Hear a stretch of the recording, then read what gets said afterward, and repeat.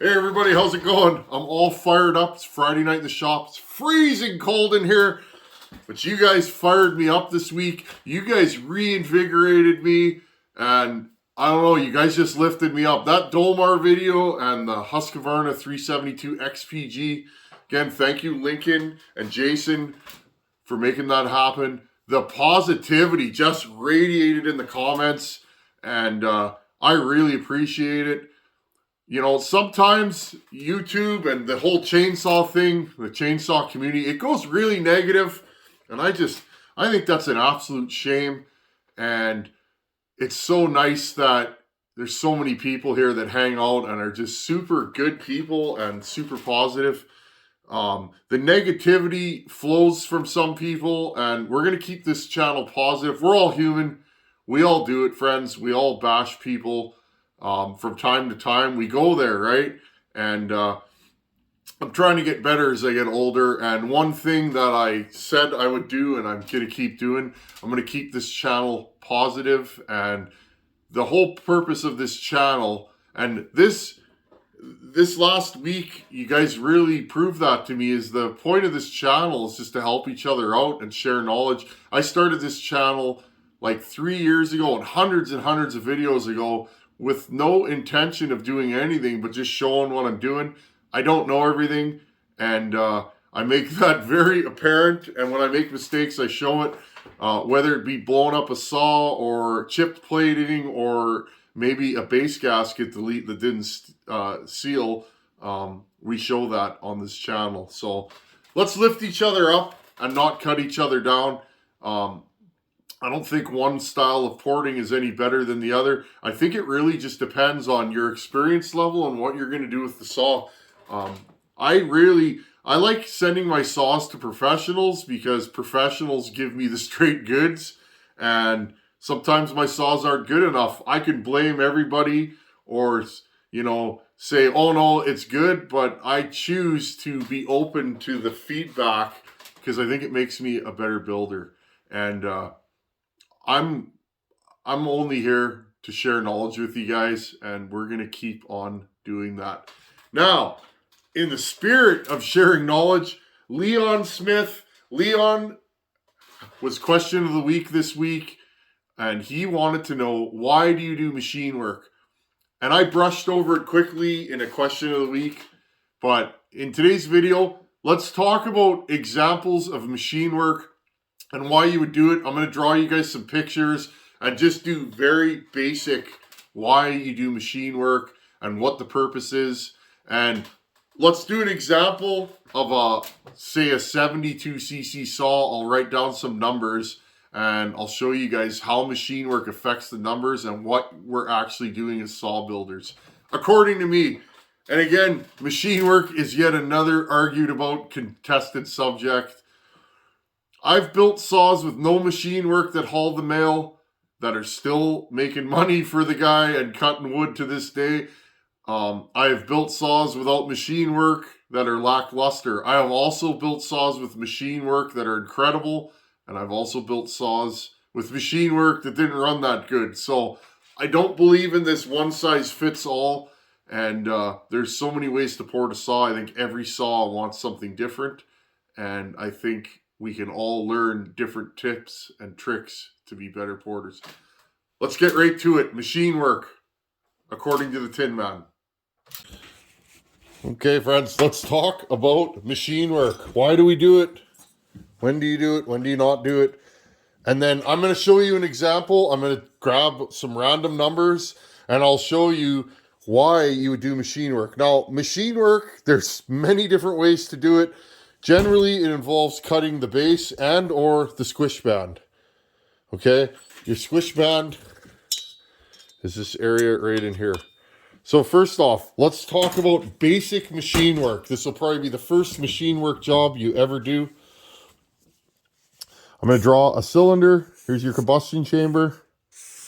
Okay, that's the top of your cylinder.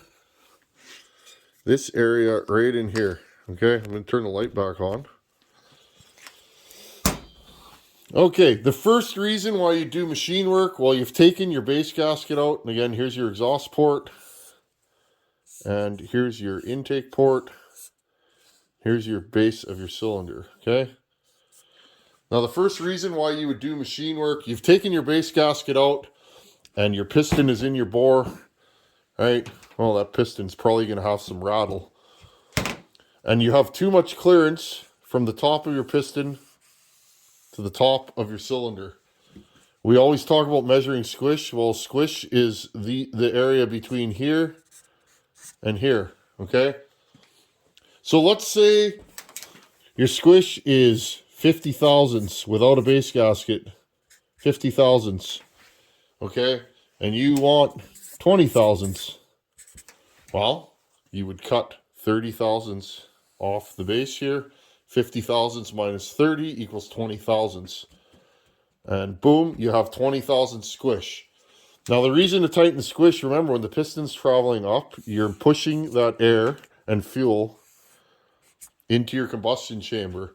If you lower a cylinder and keep your piston height the same, right, your crank is constant, okay? Your piston will only travel as high as the crank will let it, but you can lower the cylinder. Now, when you compress that charge an extra 30 thousandths, guess what? You get more compression. Now, the next reason, a lot of guys do this type of work. Here's your combustion chamber. Okay, it's the top of your cylinder. A lot of guys, what they do is they want a smaller combustion chamber because they want to use a flat top piston. I'll draw you another picture of the other way to do it. They want to use a flat top piston because they believe, and I'm just going to use generalities, but they believe when the transfers open, okay, and again, here's your upper transfers. When those upper transfers open with a flat top piston, the air has a straight path to travel, hit the cylinder wall, and end up in your combustion chamber. Okay, so they don't want to use a pop-up, but they want even more compression, or they believe they need a smaller combustion chamber. Okay, what they'll do is they'll cut the combustion chamber higher, or the squish band rather higher. Okay, they'll cut that squish band in there higher and make a smaller combustion chamber. Okay, you then cut the bottom of your cylinder to match. Okay, cut the base to match. Again, here's your exhaust port.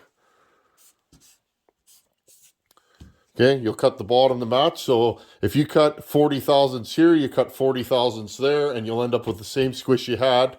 But guess what? You're pushing the same amount of air into a really small combustion chamber.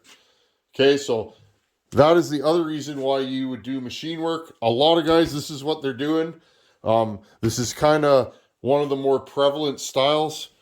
Some drawbacks of this, and again, I'm just talking out loud and things I've experienced. Also, you can read in a lot of the two-stroke tuning books. The smaller, I'm going to make this really exaggerated. We'll say this is the stock height. Okay. The smaller your squish band is from here to here, the less time it takes to push the air into the combustion chamber.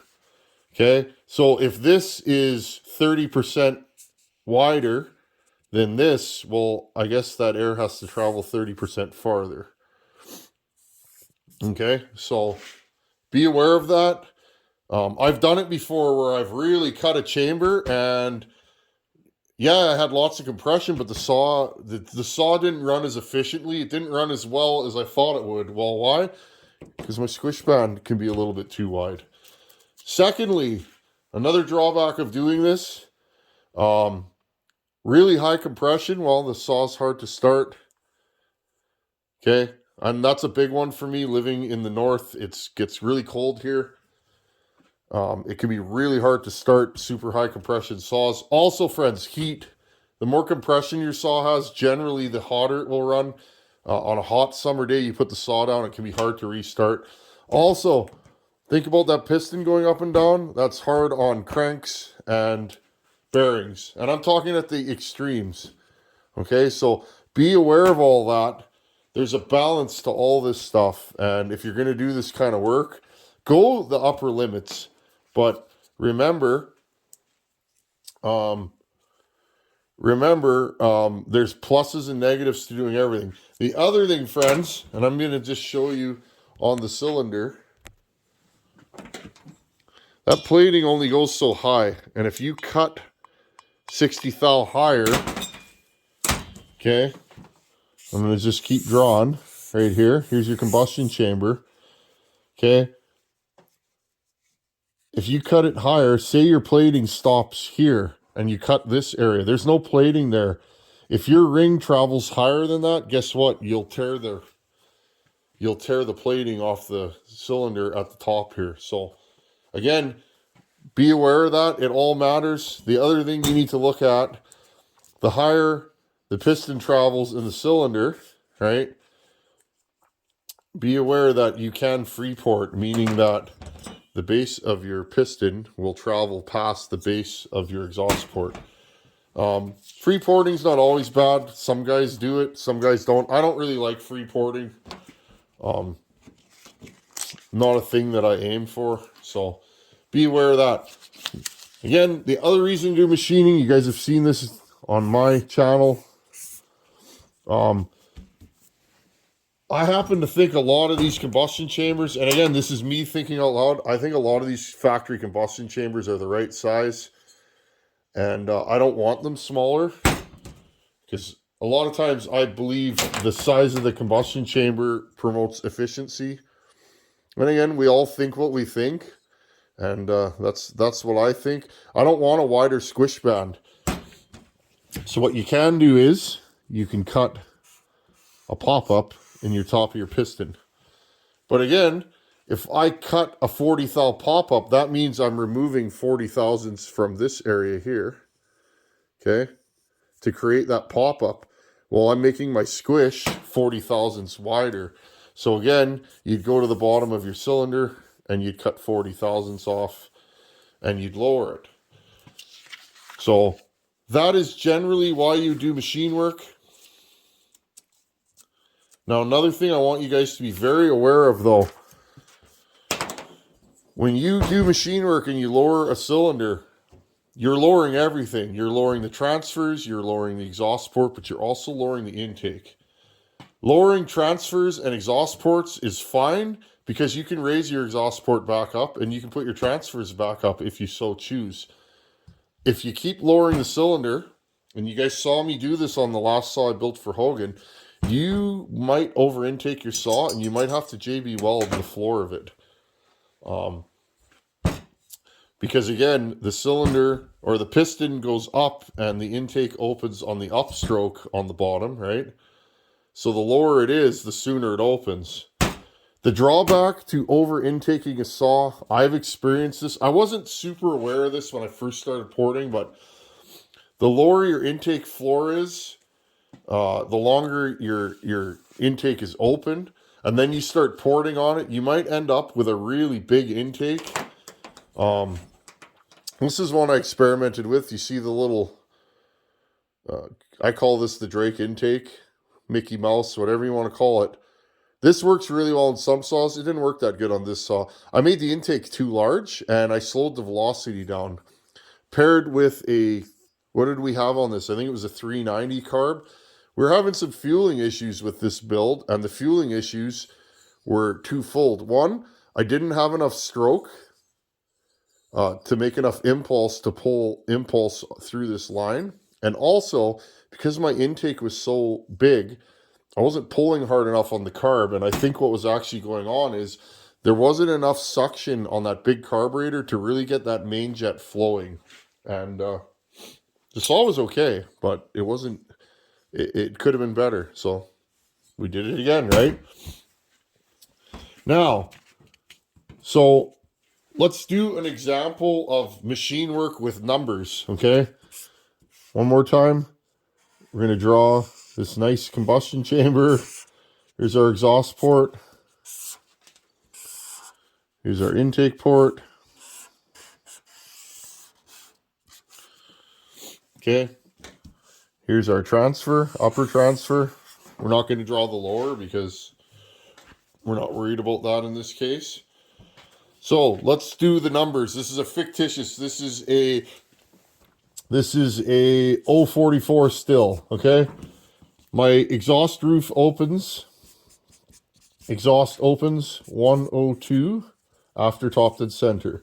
Okay, so the piston travels 120 or 102 degrees before it cracks and the exhaust starts to flow. My upper transfers are at, okay, and I'm just going to call that blowdown. The distance from here to here is blowdown, is at 120. So my transfers crack at 120 degrees after top dead center. So my blowdown on this saw is 18 degrees of blowdown, okay?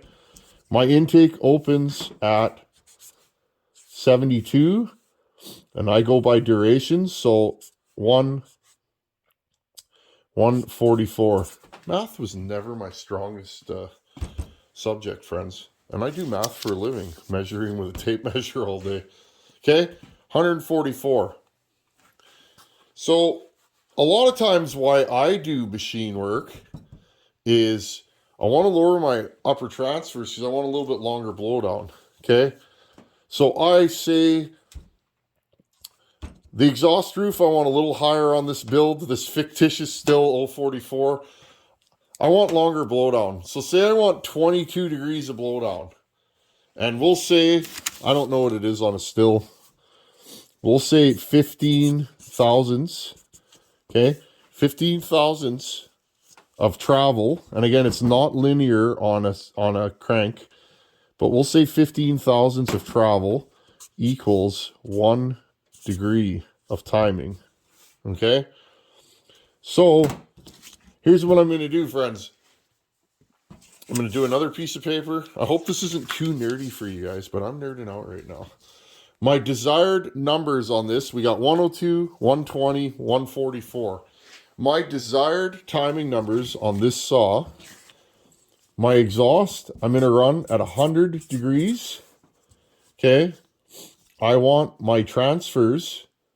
I'm going to say, I want, say, 22 degrees of blowdown on this. Okay. So my blowdown is going to be 122. Right? That'll get me 22 degrees of separation. My intake I want at 154 degrees of duration. Okay, does that make sense, friends? So if these are my desired numbers and that's what I want to run, and my transfers open at 120 now, well, guess what? I want to lower my transfers 2 degrees. Okay, lower. So I know that 1 degree is 15,000. So you guys can measure this. You can put a ring in and do 10 degrees, use a micrometer or a good way of measuring, and then measure the difference and then divide that. If you move it 10 degrees and divide it by 10, you can figure out what you're working with. But in this case, our fictitious saw is 15 thousandths, so I want 2 degrees lower. So I need to move this down. I need to cut 30 thousandths off the base. Okay? So if I cut 30 thousandths off the base, our new timing numbers, we've lowered it 2 degrees. So our exhaust will be 104. Blow down. If they're 120 stock, they're now 122 because they open later, right? The piston has to travel farther because our new transfers and exhaust roof are lower. And our intake now, instead of it opening at 72 degrees after bottom dead center, it will now open 2 degrees sooner, okay? So if it opens 2 degrees sooner, that's actually 4 degrees of duration because it opens sooner and it closes later. So our intake is now at 148. You guys following me here? Well, look at that. We're real close to our stock or our ported numbers we want. So what am I going to do? I'm going to raise this. I'm going to raise this 4 degrees. Okay, and that'll get me my 100. That's when you see us grinding, right? We're moving the numbers where we want them. Okay, I will raise this 4 degrees to 100. My transfers I'm going to leave because now I have my 22 degrees of separation. And my intake, I need 6 degrees. So I will lower the intake floor 3 degrees. 3 degrees times 2 is 6 degrees. 148 plus 6 is 154. Okay, that's the machine work in a nutshell. That's why we do it. I don't argue about this stuff. Sometimes it works, sometimes it doesn't. But when you guys see us talking about machine work as builders, this is why we do it, when we do it. I often like longer blowdown, so I tend to do machine work to get longer transfer timing or a longer blowdown. I believe in my mind's eye, I want the exhaust flowing longer and give the transfers time to build pressure, because the longer the transfers are closed, the more pressure I'm building on the bottom. Also, friends, I tend to run shorter intake timing than a lot of guys. Now, don't get me wrong. A lot of saws, if I really hog out an intake, let's talk about this too, because this has nothing to do with machine work, but this is where my brain goes. Okay, friends. One nice thing about doing machine work, if this is my stock intake port and it looks like this, okay? If I lower it, if I do a bunch of machine work and I lower this 4 degrees, say, okay, I now have more fuel and air going through the saw, but I haven't made a giant intake like this thing, the Mickey Mouse intake. Maybe it looks more like this. You guys see the difference? I hope you guys can see that. This one's bigger than this one. Okay? A smaller intake should have more vacuum. It should pull harder, right? So it's nice to do machine work sometimes so that you don't have to do this and cut 4 degrees out of the bottom. Now your intake is way, way bigger. Does that make sense? So sometimes I'll do machine work. I want longer blowdown, so I want to lower the transfers without raising the exhaust roof sky high. But also, I get a lot of my intake timing by dropping the cylinder through machine work without having to make here to here any taller. I can get my timing almost bang on. Because remember, friends, if I drop the cylinder, I might only have to lower it to here to get my timing. But if I didn't drop the cylinder, I might have to lower it to there to get my timing. Okay? So, machine work in a nutshell. I hope you guys learned something from this. We're at 19 minutes of drawing. Wow. The Tin Man can talk. Okay, friends, there is more to it. This could probably be an hour-long video. Another reason to do machine work is your squish band's really flat and maybe you want to pitch it up. And then maybe you don't want to do a pop-up, because pop-ups can be bad, friends. Sometimes that transfer charge will hit that pop-up and swirl, and you'll have this weird pattern on top of your piston. Maybe you want a domed piston. There's some guys out there that do the domed piston. You can do anything you want, friends. These saws have limitations, though. Again, if you over intake a saw, and I use this as this 266 here. You guys have seen it around. It's been on the channel forever. Intake's like 152 on that. Very mild. That saw is an idling dream. In the cut, it's strong. It's not an orangutan, though, friends, but it's an idling dream. I could throw that thing on its side and it'll just chug away. It also is not heavy on fuel, and when I touch the throttle, that thing lights up. Now, the other saw, this is the same build, friends. That 266 has no machine work. This 266, which is dressed in red, this 266, friends, has a lot of machine work. I believe I did not cut the combustion chamber in this. This particular cylinder has a small combustion chamber. I did put like a 40 thou pop-up in this saw. And again, if you go back in the channel, I believe this saw is in my 200 series playlist. I built this saw on video. This saw has a 40 thou pop-up, a really small combustion chamber. I think the intake on this is like 160, friends. Now, if you've ever seen me run this on video, the proof is in how they run. If you've ever seen me run this on video, two things I think you guys should note. Number one, you'll notice I tune this saw a lot. This saw has a really high exhaust roof and really high compression. This thing's nuts. It cuts like it's going out of style. But, friends, that's fun. But as a work saw, this saw, here's what happens. I fire it up. It idles kind of high and then it settles down. And then it starts to get a little bit rich, friends. So I'll take my screwdriver and I tune it. And then it runs good. And then I'll make 3, 4, 5 cuts. And it'll start to lean out a little bit. And then I give it a little more high jet. And then I'll make a few more cuts, and then I give it a little more high jet. Why? This saw runs hot. It's got a lot of compression, friends. The other thing is, you'll notice I adjust the idle. This saw idles fast. People say, oh, it sounds like a helicopter. I have to keep the idle up on this saw or it'll die. Why? It's over-intaked, friends. The other negative of that is I have to tweak the clutch on this saw because guess what? Stock clutch on this saw engages at the RPM that this saw wants to idle at. This saw won't idle slow because it's over-intaked. Now, in the wood on the trigger, you guys have seen I did the 266 cutoff. This saw is like 4 seconds faster in the cut or 3 seconds in the cut faster than this saw. Does it matter? Yeah, it does in this case because this saw ain't faster. It uses more fuel. I have to refuel it more often, friends. And that's part of my day-to-day when I'm cutting firewood. Also, I have to tune this saw more often. In a work setting, these both do the same amount of work. The difference is I just fire this up and I run it.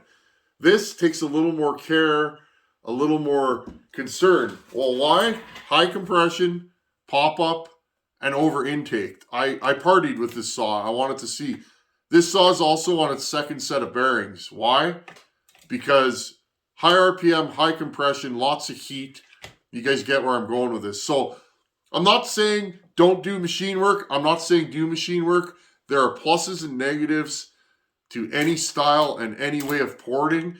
You have to know what you're in for. And even if you don't, friends, you can go too far and pop a saw. I popped this once already. Again, if you go back in the channel, I catalog everything. I popped this saw and put new bearings in it like a year and a half ago. It's still going good. And we'll wait and see what it does. So there's many ways to build. If you just want a reliable saw for cutting firewood or you're a tree guy, honestly, I would tell you just port it. Don't make your exhaust roof too high. Make it flow more air, and I think you'll be happier with it because it'll last longer. It'll put lots of wood on the ground, and it'll just be a reliable saw. If you're getting bored and you want something crazy, by all means, build something like this. It's not going to last as long.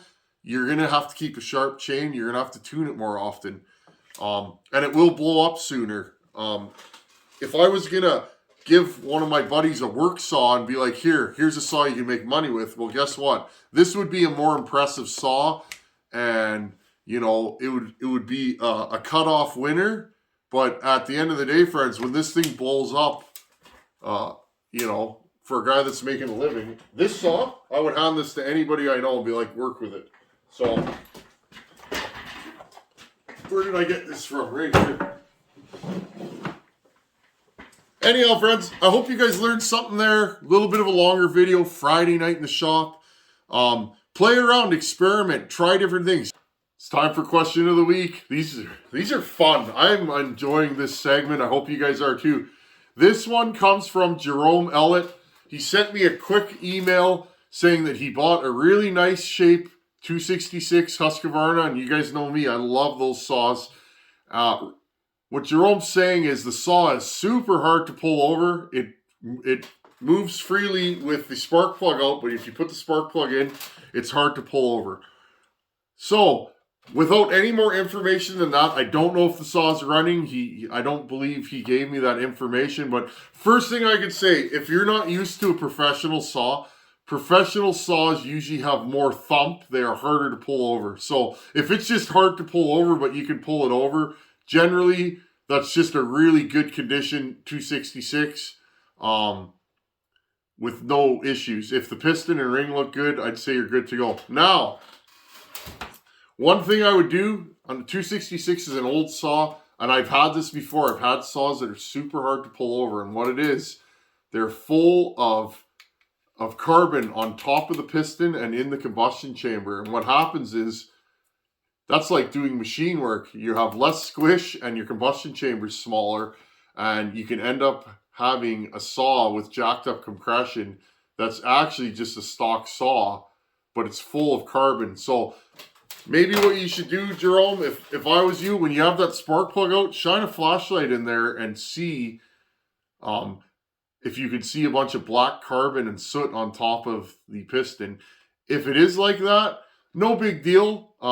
Pop the top end off and clean that carbon out of there, and you'll probably find that saw runs good. If it's not that, the only other thing I can think of, and again, I don't know if the saw is running, if you have a saw with a carburetor issue and it's overfueling, either the jets are open way too far or the metering lever in the carb is too high, you could be flooding the saw and you're actually hydrolocking it, where you have so much fuel on top of the piston. Liquids are really hard to compress, right? Well, if you have too much fuel and you're flooding the saw, you're trying to compress a liquid instead of air and fuel mixed in a gas-like setting, and that can make the saw impossible to pull over. So, last thing I can think of, because we're just sharing knowledge here, if somebody monkeyed around with that saw and, say, did some machine work or took the base gasket out, perhaps the spark plug is actually hitting the piston, and that's why you can't pull it over.